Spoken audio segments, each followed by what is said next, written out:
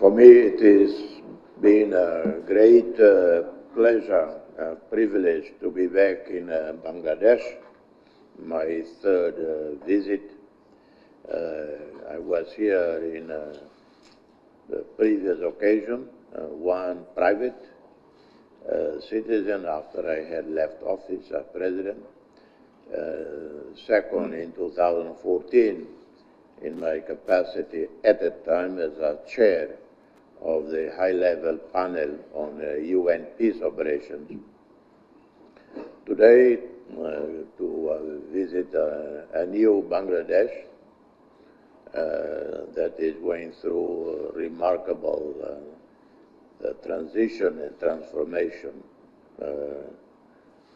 led by one of the most recognizable face in the world, recognizable name, led by one of the most respected, esteemed leader in the world.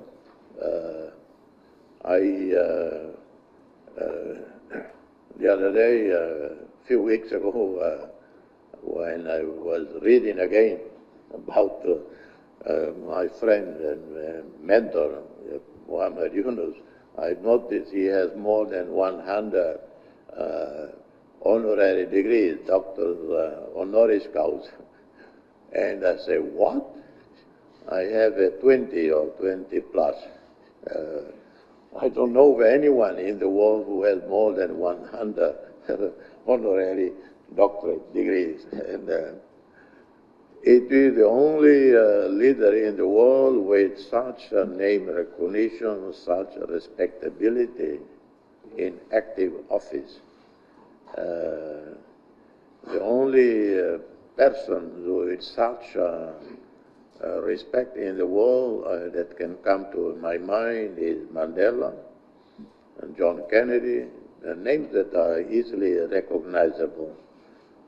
Mahatma Gandhi, Fidel Castro, Che Guevara, or some great academics, intellectuals in the world. So Bangladesh are very fortunate, very lucky to have such an unassuming, humble person leading this. And he probably doesn't like the word leading, but maybe working with you, with the young people, young generation, with the students, to transform the country. We have a similar history of past suffering,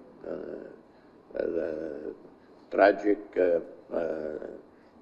events in the past that happened to us, like in many other countries.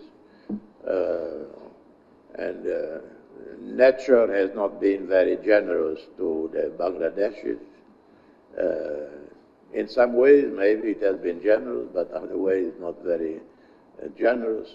But that molded the Bangladeshi people to be resilient, to be creative, hardworking, and successful.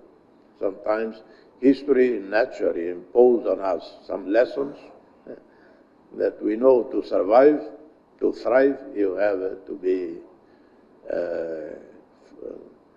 study, work hard, and that's how we observe Bangladeshis in my country and around the world.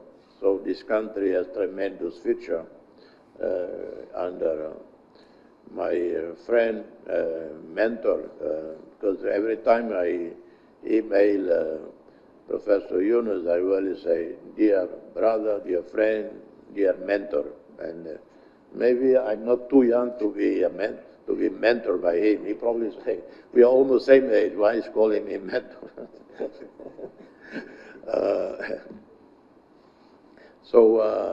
Thank you for hosting me here. I'm very, very honored, and we have just witnessed the signing of some agreements, some MOUs, but we will do more in the months and years to come to expand economic trade relations. And I think we can import more, Timor-Leste import more from Bangladesh, and we invite Bangladeshi companies to come and look for Timor-Leste, because by next year we will join ASEAN and will be part of a region of 700 million people with a joint GDP of over 4 trillion.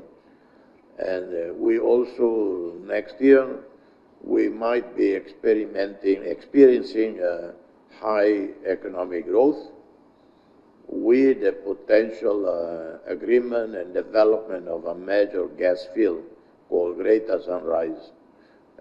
Hopefully an agreement will be signed in the next few weeks, and that finally see this project taking place. It has been stuck for 20 years, but finally all sides seem to converge on an agreement. I'm not involved in the negotiations, in the arrangements, but I hear from the media in the region that an agreement is possible very soon. And this will enable the government to invest more in infrastructure, in education, in health, in environment protection, and so on. So in that regard, we would hope to have my mentor, friend, Professor Yunus, and Bangladesh as a partner with Timor-Leste. Thank you. You chose the date, which is very dear to our heart, 16th of December, our Victory Day. You are not only visiting us as the first head of the state since we took over the responsibility of the government, you also chose a date which is so unique in our history to show your support to us, Bangladesh, and also look forward to build a future together. So I thank you on behalf of all the people of Bangladesh for joining us on this day of victory. I tried to explain to you how the circumstances led to the collapse of the previous government, that the leader of the previous government had to flee from the country. And there was a vacuum in the country. And finally it was resolved by creating a new government headed by me. So we have to honor the expectations of the sacrifices made by the young generation and their supporters from the people by giving their lives and getting wounded in thousands. The aim is to create, as you mentioned, new Bangladesh, departing from the terrible things that we have done to ourselves in the past. So that's our mission that we want to continue with. As you have heard, you speaking about me, you realize that one has to be a really good friend to say all those nice words. He himself is a great diplomat, made a name for himself in the United Nations, pleading and working for the freedom of East Timor. He's a freedom fighter. And he continued to remain a fighter for his government and his country. He's a great writer. He very frequently writes op-eds in international newspapers. Occasionally I joined him as a co-author of those op-eds. And he stands up for the rights of the people all around the world, not just Timor-Leste. So he's a very known person in the world. And I'm so happy to be a friend of his, and he being my friend. I can call him a friend. I was stunned when I heard that when he received the Nobel Peace Prize, he put all his money in microcredit. So that was a very pleasant surprise for me, that still our relationship was not that close at that time. when I heard that, really amazed me. That shows something that he really loved to do, giving all his money, the prize money, into microcredit. And since he became a foreign minister in the beginning, he was promoting microcredit and invited me and my colleagues to come to East Timor to promote that. Even before I arrived, Helen Todd, a close friend of ours from Malaysia, she was invited to start a microcredit program in East Timor.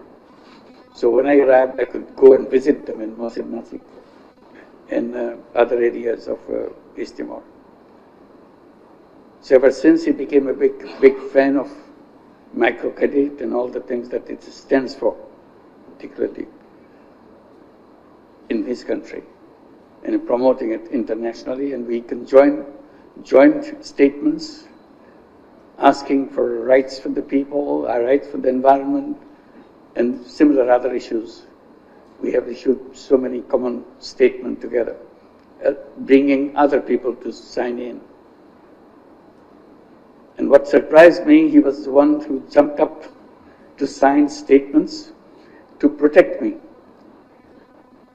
And you remember many hundreds of people around the world who signed those statements again and again to protect me from the previous regime's anger against me. And he was always the first one to come up and say, "I'm there," and put his name on those statements around the world. And that friendship continues. Today we can work together. So in many fields we explore. In Bangladesh and East Timor, history is intertwined, because the birth of East Timor is connected with Bangladesh. Very surprising for many people to hear that. Because when East Timor was created, it was under the supervision of United Nations. And the first one to be the representative to oversee the East Timor transition was 𝗧𝗲𝗹𝗵𝘁𝗀𝗀𝗶, right? A Brazilian. And he was the head of the administration in East Timor, when the East Timorese is not given the responsibility to run the country yet. But he was transferred soon after. He left for Iraq. If you remember, a shocking thing happened. He was killed in Iraq. The whole world was stunned by his death. The person who succeeded in East Timor was Amira Haq from Bangladesh. So Amira Haq was literally the head of the government in East Timor. And Bangladeshi Peace Corps, peacekeeping army, they were the ones who were running the country, along with many other international peacekeeping forces, to bring order and peace in the island. And because of the connection with Amira Haq and the Bangladeshi Peace Corps mission, the entire police force of East Timor was a Bangladeshi police force. So wherever you go, you see Bangladeshi police force. They are the people ensuring law and order in East Timor. And when I was visiting in 2004, I was invited by Amira Haq in her big palace, inviting everybody in East Timor. I saw how much respect she enjoyed from all the Timorese people and all the people under her. And she did a good job in running the country and win the respect and love of the Timorese people. And I realized it when I was visiting the villages. The moment they knew that I'm from Bangladesh, they always admired, because some Bangladeshis are running the country. So I can see how much love and respect she enjoyed at that time. And still, Many Bangladeshis work there. I don't know about the police forces, probably it's now Timorese police force. But the fact that at the very birth, Bangladesh was very much part of Timorese history, East Timor's history. So you continue to have that relationship, that warm relationship that we created, to continue to do that. And East Timor will be part of ASEAN very soon. And His Excellency has assured us, as ASEAN member, he will try his best to make sure ASEAN supports us in the Rohingya issues, to restore Rohingyas back to Myanmar. So we discussed in details about how this can be achieved, how to make the international opinion go towards the repatriation of Rohingyas from Bangladesh back to Myanmar. So it will be a strong support for us. Besides all the international forums, we look forward to get the support from East Timor. And His Excellency has expressed his support wherever it's needed. And we are so proud to have him with us. It's a wonderful occasion to be here today, to see him. And I hope this will not be the last. He has already visited twice Bangladesh. This is third time. Third time. This is the third time, yes. This is the third time he has visited. So I hope there will be many more times to come and visit. And our relationship continue to grow. And we signed some agreements, but beyond the agreements, we also make sure that our relationship on trade, on investments continue and expand. And His Excellency has invited all our investors in Bangladesh to come and invest in East Timor. And we'll be very happy to encourage to build the relationship which started with the birth of East Timor, continue to be bigger with the support from His Excellency's office and the people of East Timor to make it bigger and bigger. Even when I was visiting, first time in 2004, I saw many Bangladeshi products in the villages, not in the city. City is there. Many Bangladeshi products, they are everyday products. They see it as their own. They say something, chairs, tables, brand goods, plastic chairs and all that, lots of things. So it made me happy that yes, our business people coming to East Timor and see the vacuum there and helping people, and people enjoyed those products that they were having. So we are inviting East Timor to widen that, not only selling products, also producing products in East Timor, have a bigger market around the East Timor. So we'll be looking forward to that. But with these words, we again thank Your Excellency for being here with us today and make the whole nation happy for your presence. Thank you. Honorable President of the Democratic Republic of Timor-Leste, His Advisor, Government of the People's Republic of Bangladesh, His Excellency Professor Muhammad Yunus. Thank you very much. With this, we are now opening the floor for questions. We can take a maximum number of 2 questions. Assalamu alaikum. This is 𝗔𝗯𝗃𝗃𝗃𝗃 from Bangladesh Television. His Excellency, my question, Bangladesh and Timor-Leste today entered new phase of bilateral relationship.